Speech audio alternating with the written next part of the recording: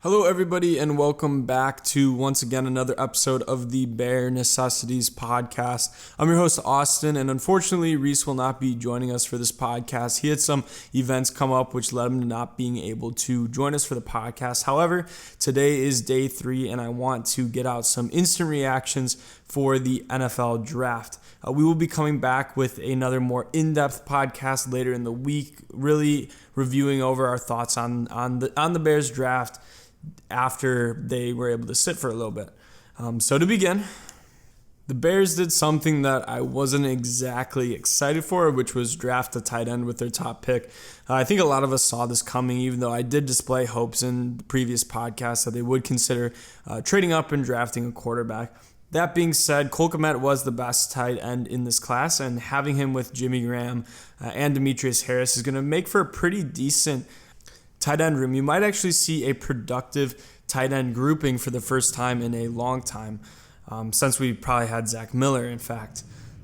Kmet will provide us with that traditional Y tight end, whereas Graham will actually, despite his size, be playing more of a move tight end for us, which I think is actually a better positioning and a better fit than what he had in the Green Bay offense, which depended on him on being more of a versatile weapon than that. And now the Bears have the opportunity to be running some major 2 tight end sets and also have a tight end now that can actually block, which they didn't have previously. I'm really interested to see how this tight end room ends up shaping out for the Bears, as it's kind of a shot in the dark as to who's going to be cut in the back end of it. I don't know if Shaheen will end up making the roster, but I think that Harris will, and I hope that Horsted does as well.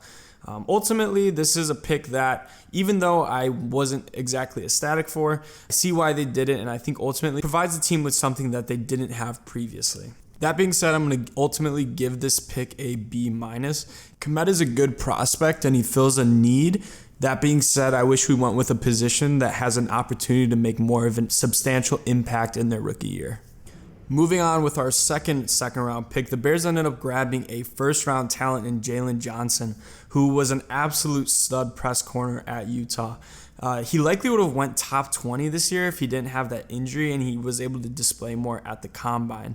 I didn't think that we had any chance of getting him with our first pick, let alone our second pick. So it really goes to show how good of a pick this was. He's very well-rounded. He's a smart player, and he's going to be that instant day one starter opposite of Kyle Fuller. He's going to be a fantastic replacement for Prince Amukamara, and we might even see him taking over the number 1 quarterback role in a couple of years. This pick is a solid A+. I couldn't think of a better player that we could have drafted with that pick.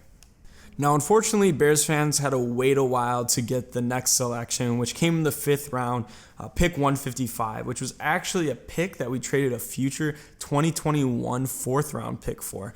With the 155th pick, the Bears selected edge rusher Travis Gibson from Tulsa. He seems like a prototypical player that Ryan Pace tends to like to pick in the late rounds. His athleticism is charts, and he has that first step quickness that is going to put a lot of offensive linemen in the NFL to shame. His NFL comparison was actually Roy Robertson Harris, but he kind of reminds me more of like a Bilal Nichols. Again, that similar role that Ryan Pace likes to grab in the late rounds. As far as fit goes, the Bears add another piece to an already stacked defensive line. I think you could argue that we had a lot of other needs that we should have drafted with that pick, but honestly, the ceiling on this player makes the pick worth it, and it makes sense because we are probably going to have to let Roy Robertson Harris go, as he's not really too valuable of a piece for us in the future, and getting in some young talent is valuable for us anyways. But when you look at the Bears defensive line depth chart, I mean, we have Khalil Mack, Robert Quinn, Akeem Hicks, Eddie Goldman, Roy Robertson Harris, Bilal Nichols, Barkevious Mingo, Brent Urban, and now Travis Gibson. This team is stacked at the defensive line and is going to have a lot of potential to have a really good rotation going on, kind of like what the Eagles had. Now, not to the same extent as when the Eagles won the Super Bowl, but still having some good rotational talent that will have the potential to be making a starter impact in the future. I'm going to go ahead and give this pick a C+. Again, I like the prospect, but I don't know if it was worth trading up with a future 4th round pick for. And I also don't know if I necessarily agree with the position that we picked. If Ryan Pace really viewed him as being that much better than the talent in the rest of the 5th round, makes sense and I'm fine with it. But ultimately, I'm going to go ahead and give it a C+.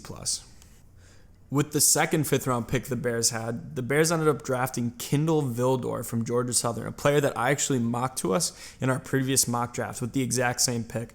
The Bears got a steal at cornerback. I raved about Vildor in the previous mock draft. He's a little bit undersized, but again, he's great in press coverage. He has great instincts. He'll be a great depth piece for a roster that's really filling out at the cornerback position. Bears now have a cornerback core of Kyle Fuller, Jaylen Johnson, Buster Skrine, Artie Burns, Kevin Tolliver, and now Kindle Vildor, not to mention Duke Shelley that we took at the end of last year's draft.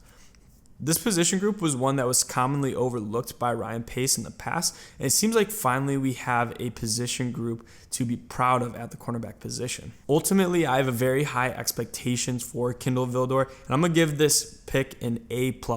I view Kindle Vildor as a player that may have the potential to be a starting cornerback in the NFL in the near future. With the Bears' third fifth-round pick, they ended up selecting Darnell Mooney, another player from Tulsa. I understand the pick here. He's a speedy guy. He's got a lot of upside as a route runner. But at the end of the day, I'd be fairly surprised if Mooney ends up having a significant role in the offense or ends up being better than a lot of the guys we already have in the roster. Considering we also traded up for the pick, I really don't like this pick, and I don't think that it's going to end up showing out much for us at any point next year. Maybe in the future he'll be able to develop and add on a little bit of weight and turn into a major deep threat, but I do not foresee that coming. Ultimately, I'm going to give this pick a D-. I'm just not a fan, and wasn't a fan of him throughout the pre-draft process. Moving on, I'm going to combine the Bears' 7th-round picks into one grade. They drafted Arlington Hambright and Latavius Simmons. Two high upside athletic offensive linemen. You'd assume both are looking to fill the interior offensive line position for the Bears. Ultimately, I'm happy that the Bears didn't take an offensive lineman high in this draft, as the position was really weak and it likely would have resulted in a player being heavily overdrafted by us. Throwing a lot of names at the position is probably the best chance the Bears had at actually finding a solid starting offensive lineman for us. But these guys are more going to be developmental pieces, and we needed a lot of offensive line depth, so I'm perfectly fine with them applying as many assets as they viewed as necessary to fix this position.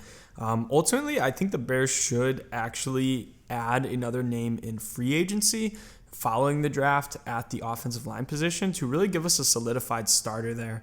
I just don't know if we have really anybody to fill in there. We have a lot of names, but I don't know how confident I am that one of those will really take the reins and be the starting offensive lineman we need there.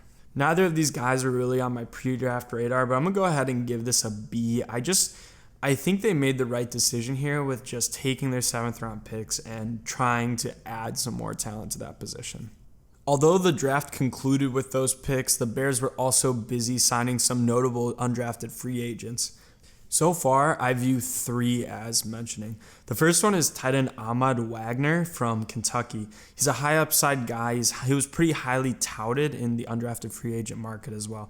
He had a really weird route to the NFL, which led him to not being drafted. He has very little experience in football, period. He played 1 year in high school and then ended up playing college basketball for a while and then kind of finding football. Many scouts believe this guy has some upside because he was hidden by Kentucky's very poor offense, kind of horrible QBs, and a run-heavy scheme. The next free agent that I viewed as pretty noteworthy was actually Khalil Mack's brother, Ladarius Mack. He has a lot of athletic upside, and his brother is going to be pushing him on the team, so it's just an interesting storyline to follow. I really don't know his outlook as far as making the team, but possibly a practice squad member when it's all said and done. Finally, Artavius Pierce, a running back from Oregon State. He ran a 4.47 40, and he's listed as 5'10", 209. Although I wish we went running back at some point in the draft, Pierce isn't a bad option. He's a speedster that's big enough to really fulfill the need that Reese and I mentioned in our mock draft. We need a running back between Montgomery and Cohen, and ultimately I think that he could fill that role. At the end of the day, I think he's going to end up making the roster and actually providing us with a solid talent at the running back position. I really like his film. I really like the athletic upside, and I think that we might have found ourselves a diamond in the rough here. After the draft, I'm pretty comfortable with the way the Bears roster looks. As I said previously, I would like us to add an offensive lineman in free agency. I think we can get away with the current roster as it stands at strong safety. But I'm pretty happy. I'm pretty happy with the way the draft worked out. Honestly, I wish that we did go ahead and select a quarterback to at least try to get something out of, if it was in the later rounds or trading up or whatever that may be. I wish we had a quarterback. That being said, I can see why Ryan Pace decided to go all in and try to make a move and actually take advantage of what we do have on the roster. We don't know how good Nick Foles or Mitchell Trubisky is going to be this following year. But if they are good, this Bears roster is looking to make a major run. When you combine that with the way our schedule is playing out, the Bears are looking to have a fairly good season next year. After this offseason, the Bears offense is looking like they have a lot of new faces and a lot of new talent that could provide us with a big increase in production on the offensive level. And when you look at the defensive side of the ball, the roster is even better than it was in 2018 when we had that amazing year. It has so much more depth. It has so much more versatility as far as what you can do. I guess it'll be up to Chuck Pagano to see if he can really replicate that 2018 season or even improve on that. Ultimately, I'm hoping that the increase in offensive productivity can also impact the defense positively and that the Bears can have an amazing season this upcoming year. For those of you who have been listening to the Bare Necessities for a while now, we thank you so much for your continued listenership. And for everyone who's new watching this episode, go ahead and subscribe to us. Leave us a rating and review in Apple Podcasts. We want to know what you think about the show and also what you think we can do better. Give us some constructive criticism in the text reviews because we want to make the show the best for you guys. As I mentioned at the beginning of the show, Reese will be coming on with me later this week to be doing a more in-depth review of the players that we have and kind of debate over them a little bit. Then, as we continue to get into the off-season, Reese and I will also be bringing you some schedule reviews and theoretical ideas and all different kinds of content. We're really trying to figure out the best way to approach this offseason. We have to be really creative. So while you're at it, while you're leaving your review, why don't you also give us some ideas for the show for the near future, what you want to see, what you want us to do.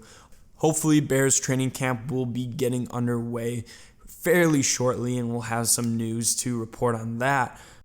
But at the end of the day, we're really trying to put out the best quality content that we can possibly for you guys. We're going to be sticking with you, unlike possibly some of the other podcasts that you listen to that may abandon you in the offseason. We're not going to do that to you. We're going to stay creative and we're going to do what we can to make this offseason interesting.